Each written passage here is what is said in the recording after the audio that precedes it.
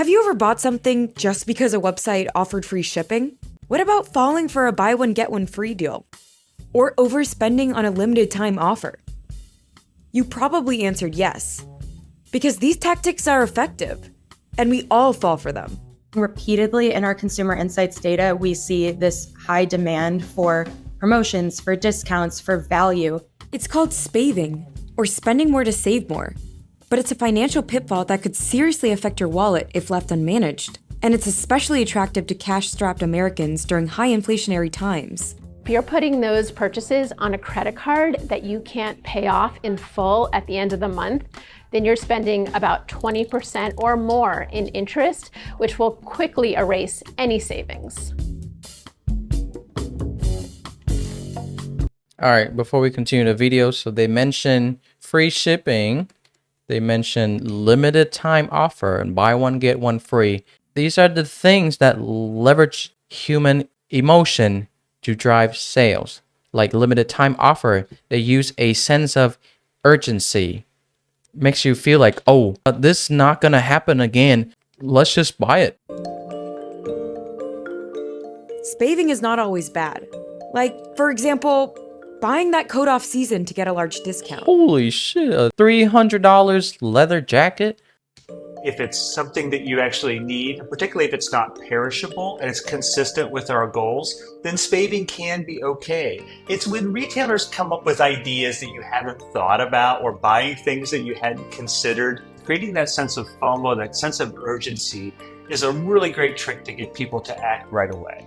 I think the acute nature of offering the discount, if it's limited time only, if it feels urgent or exclusive, that can really trigger the almost impulse. This is kind of a new wave of impulse shopping in some manners. And retailers strategize to get customers to spend more. In fact, there's a whole field of study devoted to it, consumer psychology. Many credit Sigmund Freud's nephew, Edward Bernays, as a pioneer. In the 1920s, he was one of the first to apply psychology to companies' advertising campaigns, most notably for Lucky Strike cigarettes, where he likened the product to torches of freedom, helping remove the social stigma for women smoking. Basically, teams of scientists have figured out how to get us to spend more money, and it is working.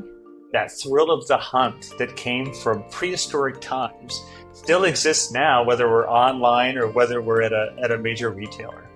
The opportunities to spave are everywhere, from websites to subscriptions, and even the grocery store. In fact, retailers have upped temporary price reductions by 72% and increased overall promotions by 15% in the past year, according to data analytics company Numerator. We tend to get that dopamine hit when we see something that's a sale and then we buy it and we feel like, oh wow, we really our hunting and gathering brains are just happy that we got it. And then 2 days later, we realize we didn't even need this to begin with. Yeah, I remember showing off to my friends, like, check out this shirt, guess how much I pay? And I would brag about, the amount of money that I saved on a shirt. A 2023 poll by online discount hunter Slick Deals found that among those surveyed, Americans' impulse spending has somewhat cooled due to inflation, but that shoppers were falling victim to deals more than before. We are spending more on impulse purchases than we have in years. And since the pandemic, we are more tuned in to our favorite retailers. 52% of consumers surveyed by CI&T in 2023 ranked prices and discounts as some of the top reasons they remain loyal to a retailer. Sticky inflation continues to influence the way consumers shop, cutting into discretionary spending and pushing shoppers to hunt for deals. The Consumer Price Index was up 3.4% in April 2024 year over year, but had a slightly lower increase from the year-over-year rise in March. That's significantly less than 2022's pandemic-era peak, but remains higher than policymakers' long-term target of about 2%. While consumers have this really reactive mindset and cost-conscious mindset, they're also excited by the fact that inflation is coming down, and they have this scarcity mindset still coming out of the pandemic where they're kind of hoarding a little bit, and when they see these deals, they think, oh, during peak pandemic, I needed to stock up on items and I needed to collect the best deals and discounts because not everything was immediately available to me. Americans have less savings in 2024. Like, it's cool to buy things on sale because you need them. But if you don't need them and you're just buying it because it's on sale, no, bro. I know this person who buys a shit ton of cheese because, they were on sale. A year went by and all those cheese still sitting in the fridge. So did you really save money, or did you waste all your money on the cheese that you never eat and they go spoil? Than a decade ago, or during the pandemic when consumer savings were at an all-time high. But they're still shopping by borrowing and falling behind. Credit card debt reached a whopping $1.12 trillion in May 2024, up more than 13% from the prior year. 1 in 7 Gen Z borrowers have maxed out their credit cards, and more than half of Gen X carries a monthly credit card balance. More than 1 in 3 Americans have more credit card debt than emergency savings as of May 2024. For Gen Z, if they are close to maxing out their credit cards, that's going to be detrimental to their credit score. They may not be so worried about their credit score at this point in time, but credit scores open the door to lower interest rates on everything from buying a car to buying a home one day, or even if you can get a loan at all. Meanwhile, retailers are also facing the pressure. Weaker retail sales for the month of April 2024 indicate that consumer spending is cooling. Retailers have really upped the game to make sure that they are selling off their inventory. So that leaves us as consumers kind of victim to what retailers are doing. Just to do the straightforward math, whether you see, $20 off of 100 versus $10 on 50, they may be the same, but the $20 off 100 seems like a better deal. We're scrolling or we're online. It's already happened before we even know it. But these tactics can hurt business. For example, in fiscal year 2023, Under Armour missed fourth quarter gross margin expectations precisely because it used steep discounts to drive sales. It's a fine line, and it doesn't create a sustainable competitive advantage if you're constantly just providing discounts on everything. And I also wonder when the consumer will have discount fatigue. At what point will they start to become so desensitized to these deals and discounts that it's not ultimately what drives an acute purchase decision?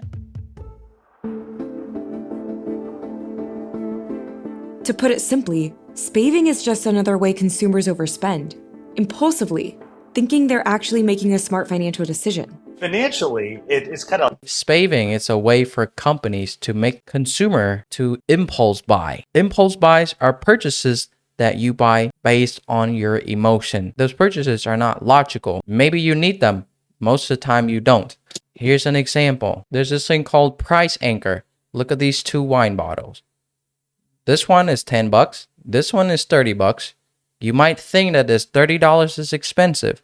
So you're subconsciously just gonna be like, okay, I'll just buy the cheap one, the $10 one. But what happened when there are 3 wine bottles? And this time, the $50 one is more expensive than the $30. Surprise, surprise, this $50 is a decoy to make you think that this $30 is cheap. Or should I say reasonable. Therefore, more people will lean towards the $30 bottle. And that's the goal of every company. They don't want you to buy this $10 bottle. They want you to buy this $30. So they come up with this. And this is called price anchoring. This is one way to tap into the human emotion and human psychology to make you purchase a more expensive item. So there's another one like with McDonald's. Let's say you just want a McChicken, but then they ask you, would you like to add some fries with that for just a little bit extra? And then you're just like, sure. And then they ask you if you want a drink with that just for a little bit extra. And you just might as well, sure, I'll need something to wash my food down. And then they offer you just for a few more cents, you can get a large drink. You came into McDonald's just for a McChicken, but you walked out with the entire meal. So did you really get a good deal because you bought them as a combo? Or did McDonald's just win for selling you more items? Think about it. They're actually making a smart financial decision. financially, it's kind of like death of a thousand paper cuts. Those things add up, right? If you are making these discretionary purchases that you can't really afford just to get free shipping or just because there's a good deal, then it's going to cause problems for you financially. If you are using spaving as a way to save money on something that you would have bought anyway, then it can work to your advantage. The best ways to prevent spaving come down to awareness. Unsubscribe from promotional emails. Stay away from tempting stores. And set a 24-hour waiting period to help curb unnecessary spending. But from a psychological perspective, cash is way better because you actually are physically spending it. There's an element that's just so frictionless when it comes to tapping your card or using your phone to pay. It doesn't seem real. These are tricky economic times. Companies don't want to be stuck with excess inventory, and consumers are fighting higher prices. So it works to your advantage to kind of wait for a deal. The best thing to do is kind of meet in the middle. Buy the things that you intend to buy and need, but wait until there's a sale. She's right. If you want to buy a pair of jeans, add it to cart. Sales happen all the time. There's so many sales nowadays, so you don't even have to wait that long.